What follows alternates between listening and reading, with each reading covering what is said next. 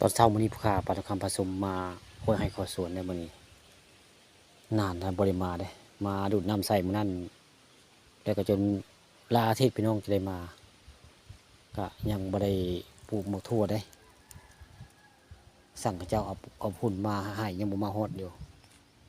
สั่งพุ่นมาจากบ้านอ่างนะเขาเจ้าเอาเสียมาให้มาส่งอยู่เด้สิซื้อพุ่นมาใส่คนใดยังบ่มาพี่น้องนี่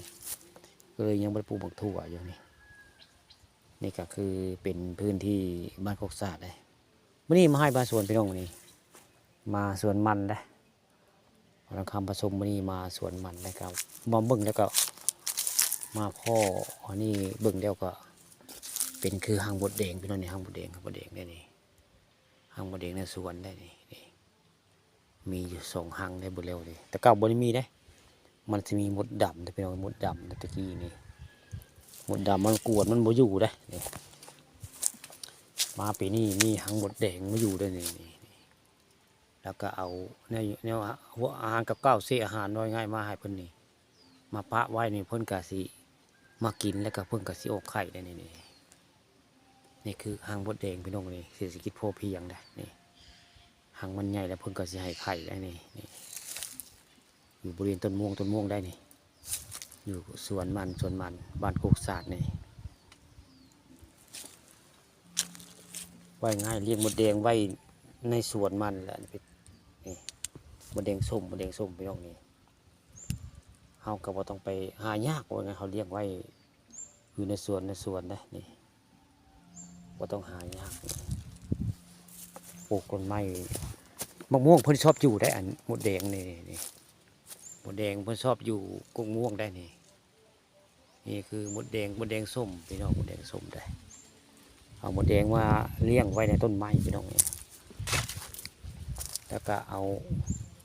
เศษอาหารมาปะเอาไว้เพิ่นได้เพิ่นสิ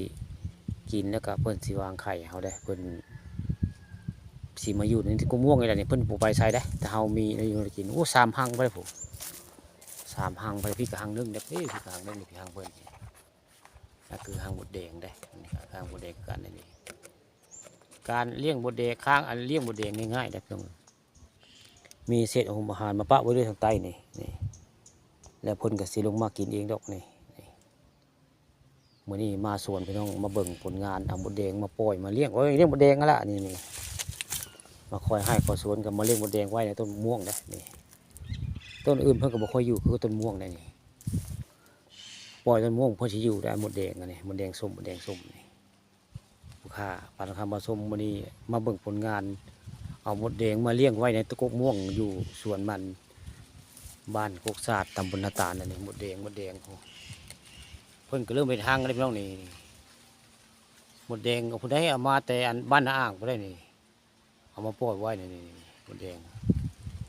ซื้อมาบ้านอ่างไปเอามาปล่อยไว้ในกกม่วงได้นี่ป่ากุ้งบ้านโคกสะอาดตำบลนาตาลได้นี่เลี้ยงมดแดงไว้พี่น้อง